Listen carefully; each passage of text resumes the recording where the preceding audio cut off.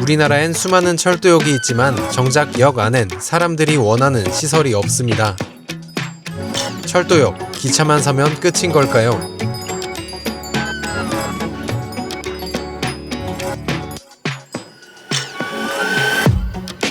지난 편, 역사 위치, 관광정책, 연계교통, 배차 간격까지 지방과 철도역이 살아나기 위해 필요한 조건들을 알아봤습니다. 철도가 모든 걸 해결해 줄 수는 없습니다. 생존을 위한 지자체의 노력이 중요하다고 전문가들은 조언했습니다. 교통의 서비스 자체보다는 어떻게 하면 교통이 효과적으로 사회의 구조와 선순환을 해나가는지 거기에도 좀 집중을 해야 됩니다. 철도는 철도만으로 존재하는 것이 아니라 다 이제 그 지역 활동하고 연계되는 것이고 거기에 이제 더 유동인구를 유인력을 늘리는 방안을 계속 말을 하는 것이 제일 쉬운 방법 같아요. 자기 스스로 갖고 있는 관광 자원을 사람들이 어떻게 더 많이 이용하도록 할 수 있는지에 대한 방법을 찾는 노력이 필요하지 않을까. 환승 기능을 강화하고 사람들이 원하는 시설을 갖춘다면 철도역에 사람이 모이고 지역이 살아날 수 있을까요? 철도역 3편, 지역 살리는 복합 환승센터에 대해 알아봅니다.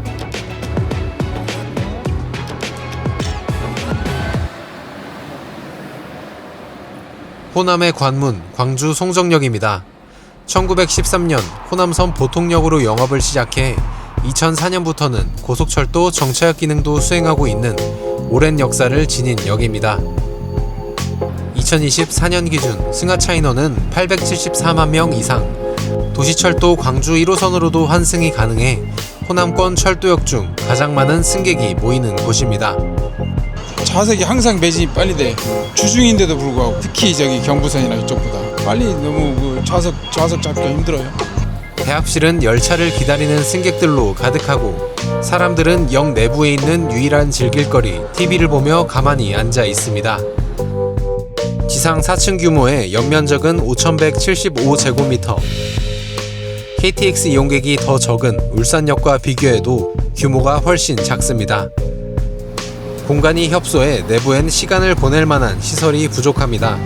대합실엔 작은 식당 하나와 편의점이 전부입니다. 먹는 거 빼는 거 중소기업을 설명하는 상점 하나밖에 없어요. 기차역이나 전체적으로 사용하는 동행들이 많아지면서 편의시설이 좀 많이 좀 줄어드는 것도 사실인 것 같아가지고 그런 부분에 있어서 좀 많이 개선이 되면 좀 좋을 것 같아요. 환승 기능도 부족하다는 평가입니다. 문제는 광주 1호선이 시내 주요 거점을 거치지 않는다는 점입니다. 광주 시민들이 생각하기에는 도시철도 1호선이 주요인 이제 도시 간의 거점을 연결하는 데 있어서 매우 부족하다. 그게 이제 단편적으로 결론부터 나타내는 그 숫자를 보면은 정확한데 우리가 이제 이렇게 도시철도 수단 분담률이라고 표현을 하잖아요. 그게 전국 지자체에서 가장 낮은 최하위예요. 한 5% 내외 정도밖에 안 됩니다. 그 이유는 이제 사실 숫자에서 나타나는 거잖아요. 주요 거점 간의 연결이 그만큼 떨어지니까 이용률도 그만큼 떨어지는 거고. 2024년 기준 광주 1호선의 수송 분담률은 3.4%. 광주의 주요 번화가인 유스케어 터미널도 지나지 않습니다. 이런 문제는 자연스럽게 시외버스 환승 불편으로 이어집니다. 광주 송정역에서 시외로 나가야 하는 승객들은 중간에 환승을 하거나 유일한 직결버스 2번 버스를 타고 이동해야 합니다. 친구들 말 들어보면 환승해야 한다 그런 말들이 많아가지고 2호선 생기면 좀 만들어주던가 너무 불편해가지고 여기서 여기 다니기 제가 그쪽 살아가지고 서울에서 내려와서 또 다른 지방으로 가려고 고속버스를 타려기 위해서 송정역에서 역까지 와야 되면 시간이 꽤 되거든요. 한 20분 그 정도 소요돼요. 저희가 여기서 나가는데 교통이 엄청 불편해요. 차들이 지금 워낙에 많아졌잖아요. 우리 차에 타고 있는 승객들도 많이 너무나 불편하지.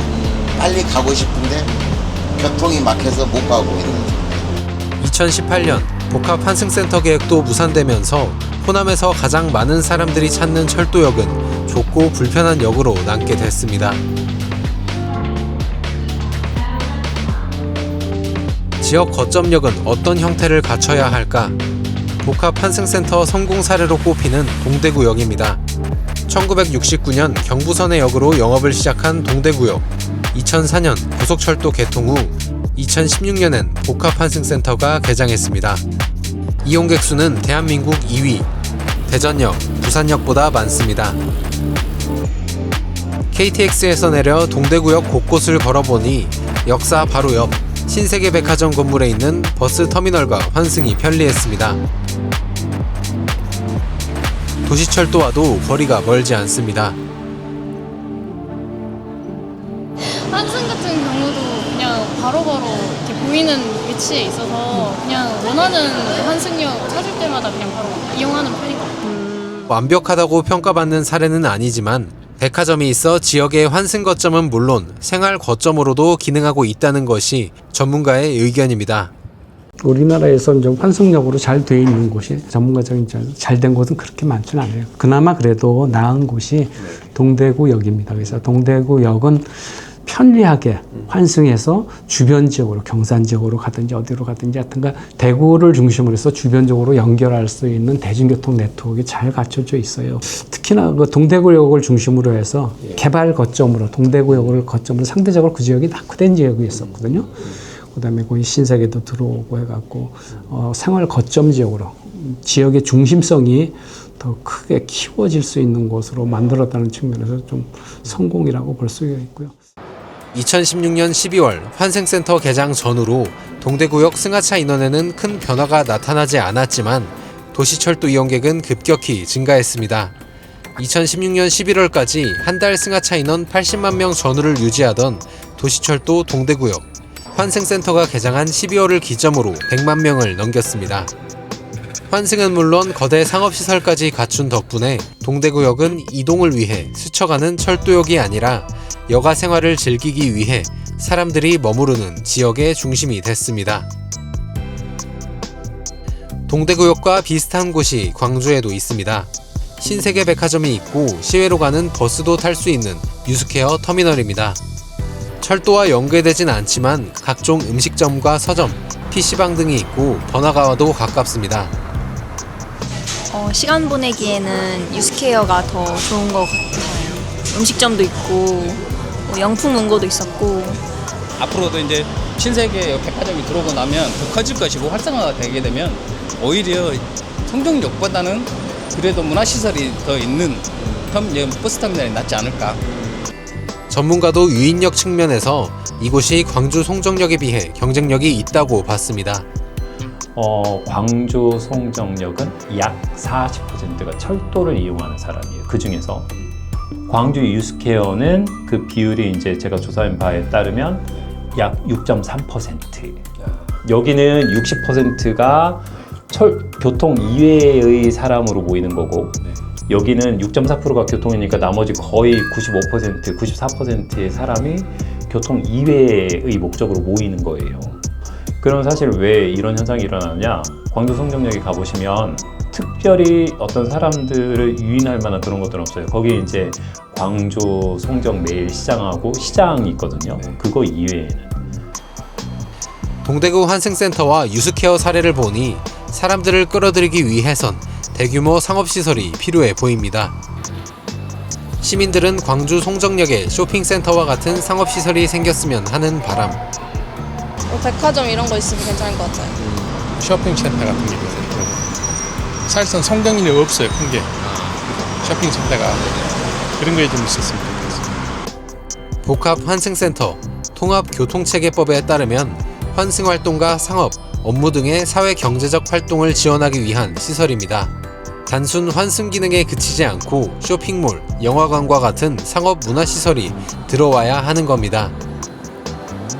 광주 송정역에도 복합환승센터가 들어온다면 더 많은 사람들이 역에 머무르고 지역이 활기를 찾을 수 있지 않을까요? 그러나 전문가들은 복합환승센터가 아닌 지역 맞춤 환승센터가 필요하다고 조언합니다. 지역의 입장에서는 많은 유동인구가 들어오니까 상업적 일이라든가 여러 가지 가치적인 측면에서 이런 도시의 가치가 증가하는 거죠. 그래서 희망하는 거죠. 반대로 말씀드리면 복합 환승센터가 들어온다고 해서 수요가 없는데 수요가 창출되는 것은 아니다. 그러니까 적정한 규모의 환센터를 추진하는 것이 맞는 것 같다.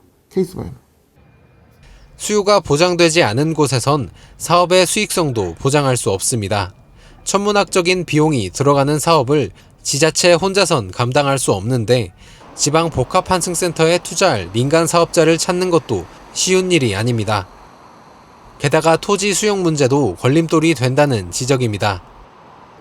이게 작은 사업이 아니고 몇천억 이런 규모로 들어가니까 지자체가 자체적으로 재정을 조달하기 힘들고 민간 자본을 가지고 와서 해야 되는데 수익성이 그만큼 나지 않으니까 이제 복합환승센터 사업 추진 자체가 사업 기간이 상당 기간 길어질 수가 있고 토지 수용과 관련해서도 사실 철도 부지 같은 경우에는 보통 이제 코레일 혹은 국가 소유인데 해당 토지만으로 할 수 있느냐 없느냐에 대한 문제, 부지만으로 만약에 가능하다고 하더라도 코레일과 또 부지에 대해서 협의를 해야 되는 문제가 있을 거고. 실제로 광주 송정역은 2010년 국토부 시범사업으로 선정돼 복합환승센터 개발 사업이 추진될 예정이었으나 2018년 무산됐습니다. 코레일의 토지 매각 조건, 코레일이 요구한 환승주차장 임대료를 민간 사업자가 받아들이지 못하면서 사업이 지체됐기 때문입니다. 만약 광주 송정역 맞춤 환승센터가 생긴다면 어떤 조건들을 갖춰야 할까요? 저희가 새로운 단지를 준비해야 할 시점도 앞당겨졌습니다. 많은 인센티브 지원이 기대되는 광주를 후보지로 계획하고 있습니다. 지난 6일 청와대는 광주 군공항 지역에 반도체 산단을 조성하겠다고 발표했습니다. 기업들은 호남권 입지 후보지 중에 광주 군공항이 가장 적합한 부지라는 의견을 제시하였습니다. 광주 도심과 KTX 역에 인접해 있어 인력 확보와 정주 여건 측면에서도 강점이 있으며 800조 원에 달하는 투자가 이뤄지는 대형 프로젝트. 이윤성 전남대 산학협력 단장은 팹 4기가 만들어지면 약 2만 3천 명의 인력이 투입될 것으로 봤습니다. 광주 송정역에 필요한 건 놀 공간이 아니라 일할 공간. 작은 음식점 몇 개가 전부인 광주 송정역에 회의실과 전시장이 포함된 마이스 관련 시설이 들어와야 한다는 것이 전문가의 시선이었습니다.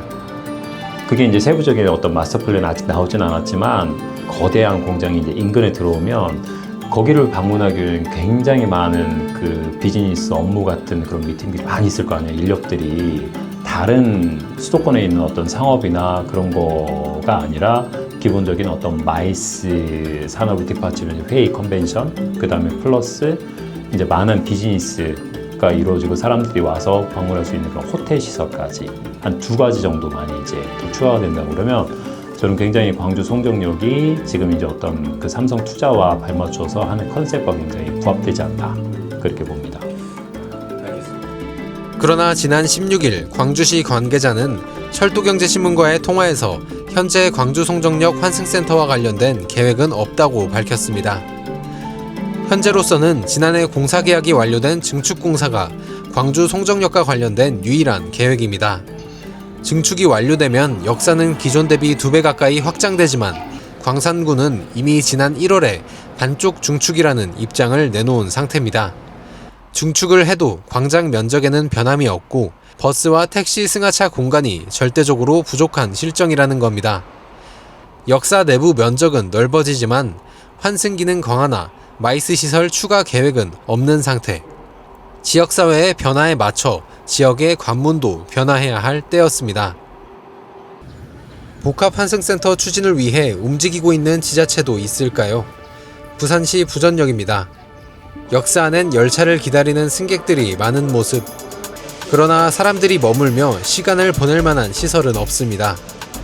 부전역은 중고속 열차와 광역전철, 부산 지하철이 모이는 교통 요충지입니다. 서울, 청량리행 KTX와 강릉행 KTX, 동해선 광역전철을 탈 수 있고 부산 1호선 부전역과도 걸어서 5분 거리입니다.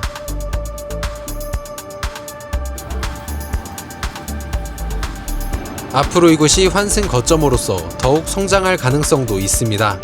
부전 마산선이 개통하면 목포와도 철도로 연결되고 부산시에 따르면 시민공원 일대에 아파트 단지가 조성되고 8,700세대가 입주하게 됩니다. 장기적으로는 가덕도 신공항과 연결되는데 신공항과 인근 도심을 연결하는 이 사업이 지난 3월 예타를 통과했습니다. 부전이다 그러면 여기는 환승센터 왜 만들어야 되냐? 일단은 노선이 많잖아요. 평면에서 해결할 수가 없어요. 그죠? 수원역 같은 거 보면 다 뒤에서 다 입체로 하잖아요. 이 올라가는 비용들을 뭐 예를 들면 복합이라든가 어떤 민간의 돈도 좀 들어갈 수 있고 여러 가지 도시개발 통해서 해내가야 되는 거고 저는 반드시 그거는 도심의 경우에는 해나가야 된다. 부산시는 부전 일대의 미래 변화상을 따져봤을 때 지금부터 준비해야 늦지 않는다는 입장. 2034년 복합 환승센터 준공을 목표로 사업을 준비 중입니다. 목표는 3가지. 환승 기능 강화, 철도로 단절된 부전역 일대의 남북교류 활성화, 그리고 사람이 머물 수 있는 시설을 마련하는 겁니다. 저희는 좀 여러 가지 벤치마킹을 하고 있는데 수원의 별마당 도서관이라든지 또는 도쿄의 치타야 서점이라고 그런 어떤 뭐 티나는 뭐 상업적인 목적보다는 편하게 그 머물면서 쉬면서 있는 공간이 있어야지 결국에는 지역 경제 활성화로 이어질 수 있다고 생각하고요. 현재는 부산에는 대표 마이스라고 하면 백스코 해운대에 있거든요. 그런데 철도역하고는 거리가 굉장히 멀어요. 그래서 부산역에는 또 좀 회의실이 좀 부족한 부분이 좀 있더라고요. 그런 현재 단점을 보완할 수 있는 게 부전역을 설계할 때는 좀 보완될 수 있도록 그렇게 하려고 노력하고 있습니다. 동대구와 광주, 부전에 가보니 거대한 상업시설을 유치하는 것만이 지역을 살리는 길은 아니었습니다. 지금 지방에 필요한 건 지역의 특성과 미래의 변화상을 고려한 지역 맞춤형 복합 환승센터입니다. 도시마다 다르게 케이스별로 우리가 어떤 형태로 갈지를 면밀하게 좀 판단을 하고 국토부라든가 또는 어떤 컨설팅이라든가 이런 것들을 통해서 뭐 적정한 수준의 것들을 제시를 하고 그런 것들을 적절할 때 오히려 정부에서 인센티브를 줘서 이걸 빠르게 실현할 수 있게끔 하는 그런 제도들이 도입됐으면 좋겠다. 근데 수도권 빼고는 나머지 지자체들이 재정 자립도가 엄청 떨어지는데 그 몇백억 투입해가지고 환승센터 지을 수 있겠어요? 진짜 국민들의 어떤 그 환승 편의를 높이기 위해서는 환승센터를 구축할 때 지자체의 재정 투입 비율을 높여줘야 된다.